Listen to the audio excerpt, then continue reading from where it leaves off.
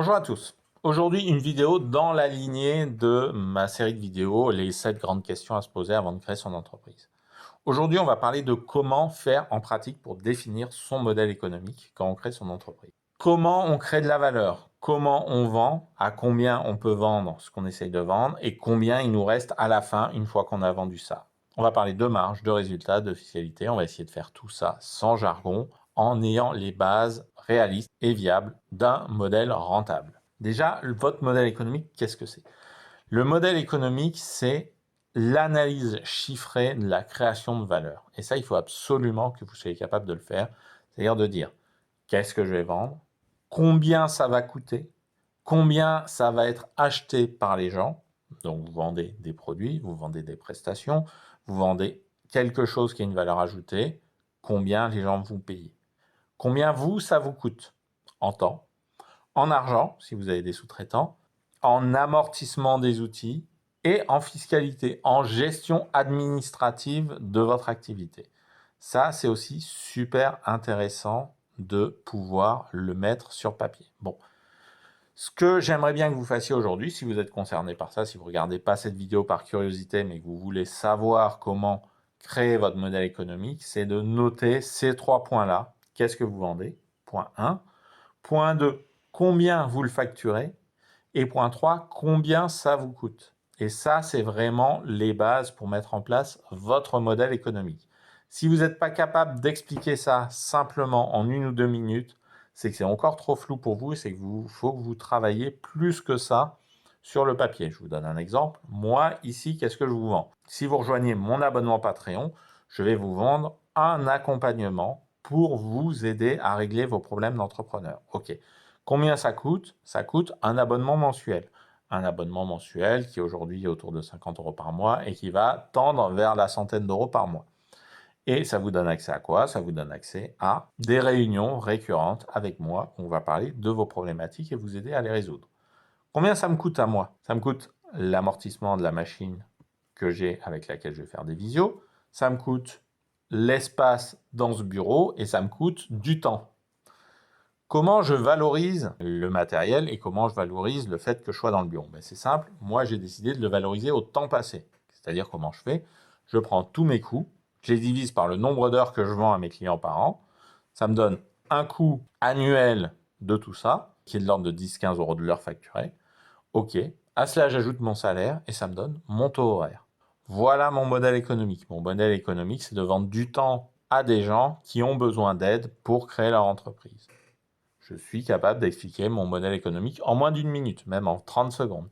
Il faut que vous soyez capable de faire le même exercice et de bien être sûr que quand vous dites ça, ça couvre 100% de votre modèle économique.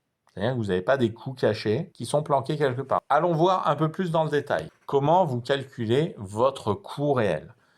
Il faut bien comprendre que déjà, le temps vendu dans votre entreprise, ce n'est pas le temps travaillé par votre entreprise. Vous travaillez plus que le nombre d'heures que vous vendez. Donc, quand vous allez faire votre modèle économique, si par exemple vous voulez gagner 3 000 € par mois, il ne faut pas faire 3 000 divisé par 151 heures, parce que là, vous avez un modèle économique autour de 20 € de l'heure et vous vous dites, ouais, chouette, 3 000 € par mois, c'est 20 € de l'heure. Et ça peut paraître caricatural, c'est une erreur que plein de gens font. Pourquoi? Parce que, un, vous oubliez la fiscalité, vous oubliez tous les coûts cachés qui sont dans votre activité et vous oubliez tout le temps que vous passez à faire autre chose que travailler pour vos clients. Moi, je considère que j'ai un temps de travail qui est autour de 70 à 80% de mon temps qui est facturé à des clients. Et ça, c'est assez gros. Qu'est-ce que c'est les 20% qui restent? C'est du temps non facturé, du temps de conseil que je vais donner, du temps passé à me renseigner sur des sujets en rapport avec une problématique d'un de mes clients et que je ne lui facturerai pas, du temps passé à monter en compétences, il y a du temps de formation pure et dure, aussi. Il y a du temps de traitement administratif, du temps de compta, etc. Et il y a du temps de démarchage. Quand quelqu'un m'appelle, qui me dit, voilà, je voudrais savoir si vous voulez travailler sur tel ou tel projet, je passe du temps au téléphone avec lui pour comprendre son projet. Est-ce que ce que je fais, ça peut lui rendre service? Est-ce que mes interventions, ça peut l'aider, etc., etc. Et ce temps-là, je ne lui facture pas. Je lui facture à la fin si on travaille ensemble. Mais du temps d'enseignement, je ne le facture pas. Donc, l'un dans l'autre, tout ça, c'est voilà, 15 à 20% de mon temps de travail. Donc, le reste, c'est 80%. Et 80%, c'est beaucoup. Parce que moi, j'ai quand même une certaine efficacité dans ma vente, dans mon démarchage, etc. Évidemment, je compte là-dedans le temps passé à vous raconter ma vie sur Internet. Une entreprise lambda, ça peut être beaucoup moins que ça. Ça peut être beaucoup moins que ça peut être 50%, ça peut être 60%. Donc ça, il faut l'estimer. Quand vous démarrez votre activité, il faut l'estimer, il faut faire des hypothèses, c'est-à-dire, bah, tiens, 2 heures par semaine, par exemple, à faire du démarchage, 1 heure par semaine à faire la gestion de mon entreprise, du traitement administratif et comptable. Je vais passer peut-être 3 heures par semaine à faire des devis, et je vais peut-être passer 2 heures par mois à vérifier mes factures, etc. pour la compta. Et voilà, vous mettez toutes les lignes comme ça, tout ce que vous allez faire, vous en faites la somme, et vous allez voir, ça monte très très vite. On monte très très vite à 30-40% du temps global de l'entreprise passé à ne rien facturer à des clients. Donc, votre taux horaire, mettons que c'est 60%, vous ne travaillez pas 151 heures par mois, vous allez travailler plutôt 90 heures par mois pour vos clients, par exemple. Donc, vos 3 000 euros nets, il faut les diviser par 90. Et là, vous voyez que tout de suite, on dépasse les 30 euros de l'heure. À ça, il faut rajouter tous les coûts que vous avez dans votre entreprise. Donc, le loyer, la compta, le ménage, si quelqu'un vient faire le ménage pour vous, etc., etc. Vous rajoutez tout ça. Vous pouvez l'inclure dans le taux horaire.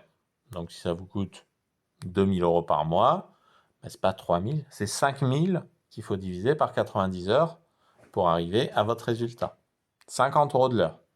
Et encore là, il n'y a pas les charges, il n'y a pas les cotisations sociales et il n'y a pas les impôts. Et donc très vite, c'est pour ça que quel que soit le métier, on arrive toujours à quelque chose qui va démarrer autour de 40 euros de l'heure si vraiment vous n'êtes pas cher. 40 euros de l'heure, c'est en gros ce qui permet de se payer un SMIC dans une entreprise lambda. Et on va monter à 80-90 euros de l'heure si on va avoir un bon salaire. Et ensuite, il y a la marge. La marge, c'est important de rajouter une marge sur ce que vous faites. Pourquoi ? Parce qu'il y a quelque chose qui est très souvent négligé dans une entreprise, c'est le prix des imprévus et le coût du fonds de roulement. Qu'est-ce que c'est le fonds de roulement ? C'est l'argent dont vous avez besoin pour que votre entreprise survive. C'est l'argent que vous aurez systématiquement en dehors de vos caisses.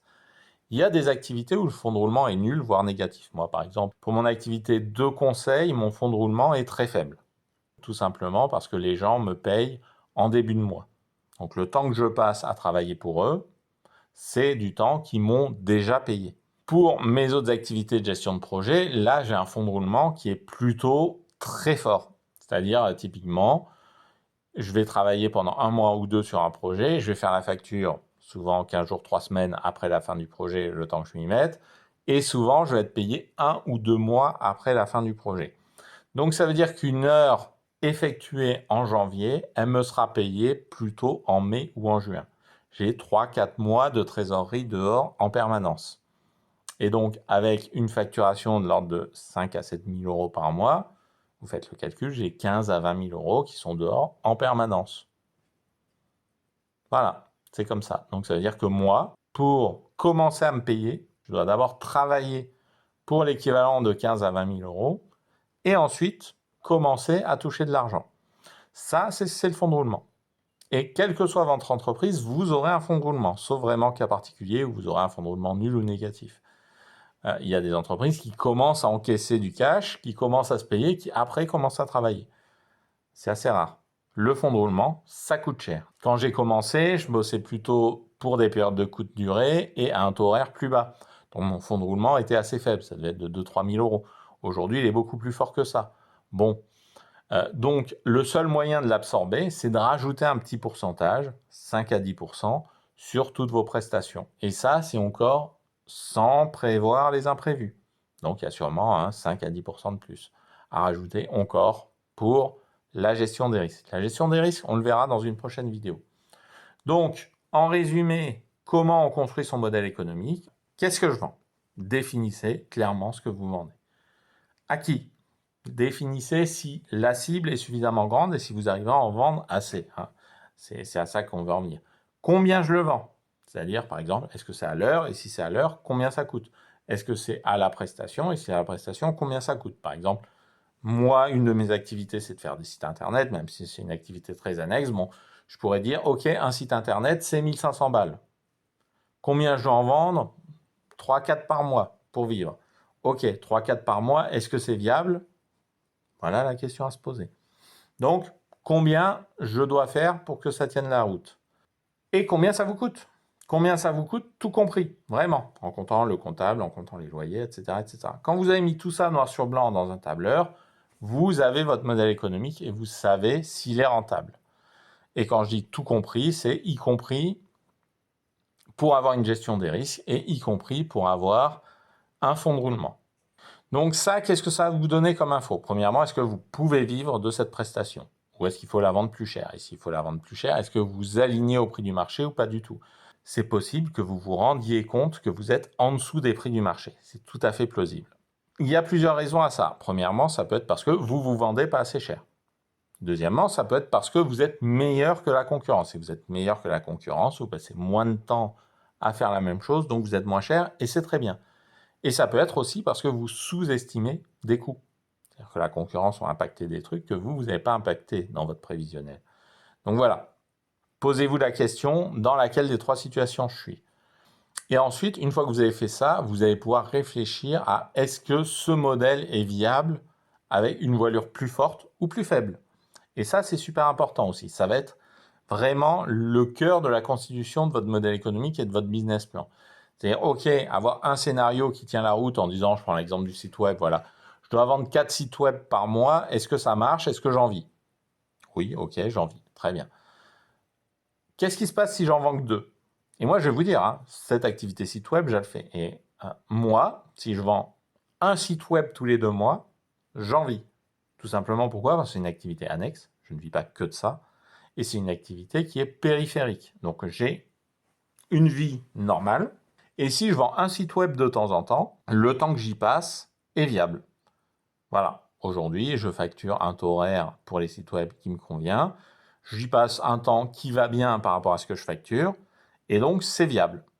Et c'est pas le cas de tout le monde.